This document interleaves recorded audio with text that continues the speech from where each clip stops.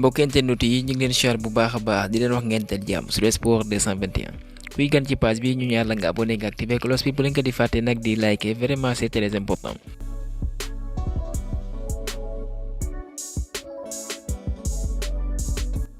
xibaar dañ koy tàmbale ki nga xam mooy Aliou Cissé li ñu fësal mooy que voilà il sera face à la presse vendredi bu ko defee mu mën a fësal liste bi am ñoo war a amal match xaritoo contre Gabon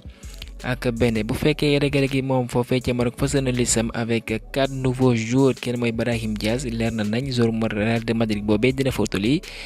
de même que un autre merengue bi ngeen moom mooy Youssef Likhdim 18 ans la am Elias Ben Seguir d'AS Monaco ak ki nga xam ne mooy Akoroma pour Villarreal. Pour rappel Marocains yi dinañ amal match xaritoo contre Angola sa 22 Mauritanie sa 26 yi nga xam ne mooy jogante Ligue des Champions yi doon nañ ko jeexal sa mercredi ci noonee dootul mooy daan PSV Eindhoven ñaari bal ci dara. Sancho mooy njëkk a lakk ca à la 4e minute Royce feelu ko à la 90e minute plus 5 kon jàpp leen nag les jaunes et noirs seen jour benn mooy Sancho voilà mu wane jowante bu mucc ayib ñu tabb ko am di match waaye ce qu'il faut souligner mooy que les sorties sur blessure et que jàpp leen bu baax ca beneen jowante match bu tàng jaati ko Madrid mooy mujjee daan Inter ñaari bal ci benn ca ale bale Neymar ñoo daan 1 but partout kon cumul bi 2 buts partout lay doon. Di Marco mooy njëkk lakk ja à la 33e Griezmann égalise à la 35e Depay néerlandais boobee dugg ci ñaareelu mi-temps bi dugal ñaareelu bi à la 87e minute. ginnaaw gi prolongation yi ëppalakat wane voilà lu mu ceeb ca teg dóor ya mu arrêté de penalty des Nerazzurri ka nga xam ne moom mooy Lautaro Martinez malheureusement naawalkat bal bi mooy may ndam waa Atlético Madrid ñu dem ca la nga xam ne mooy quart de finale waaye que di de Griezmann bi son retour a été payant moom dafa amoon gaañu waaye ginnaaw gi bañ ko récupéré mu def match bu rëy kon Rojo Blancos dinañ jogante ci li nga xam ne mooy quart de finale et que ci nga xam ne ñoo koy jogante sax léegi fësal nañ ko mooy que Paris Arsenal Man City Barça Real de Madrid Bayern Dortmund et que Espagne am na ñetti club kon nañ ko wax en Europe. Espagne kat moo fa teg tànk tirage bi dinañ ko amal sa vendredi comme ni nga ko fësalee ci kayitu xibaar yi. yeneen jogante mooy Europa League Marseille ginnaaw ba defee jéego bu am solo jàppale mu daan ñeenti bal ci dara ci Vélodrome face au Villarreal jogante boobee mooy que match retour dinañ ko amal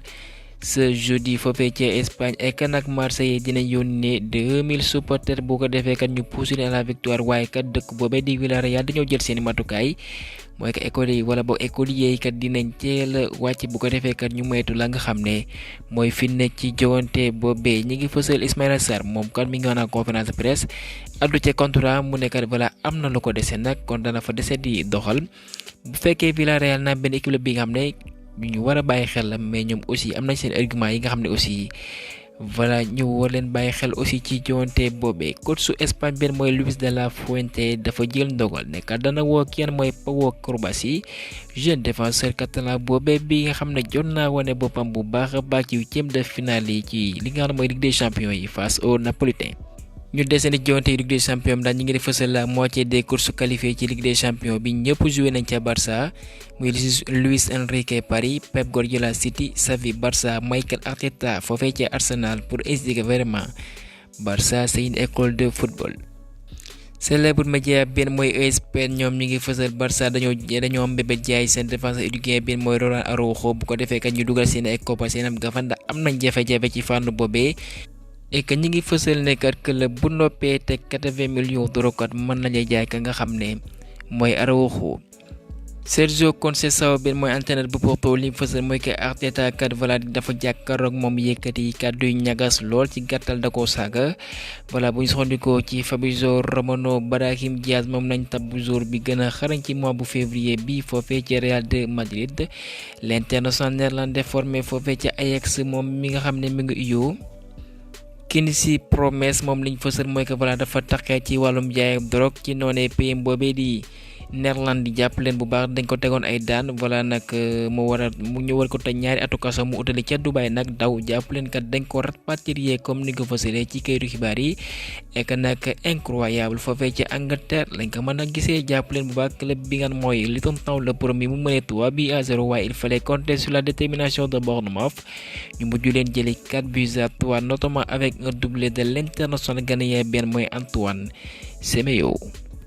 Fabrizio Romano ci ay xibaar mu ne Chelsea kat voilà seen mbébét ci mercato benn moom lañ jublu nag mooy benn arrière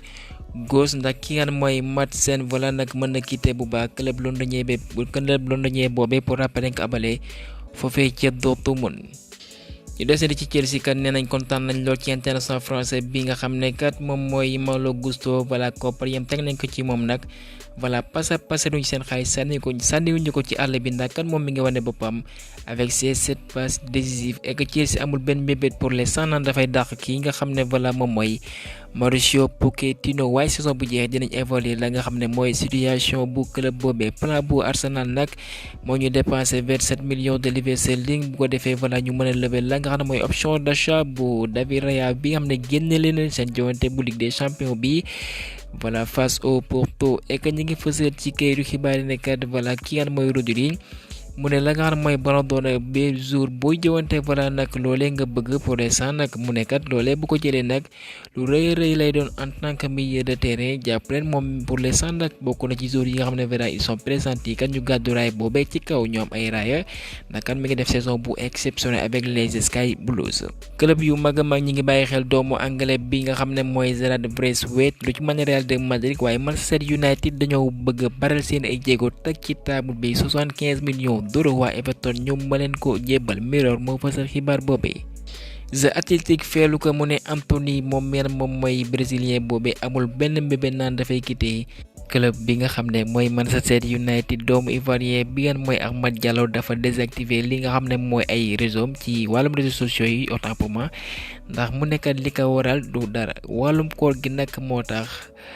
mu def lu nu mel. Tottenham kat rejoindre na Arsenal Liverpool pour signer portugais bi mooy Pedro Neto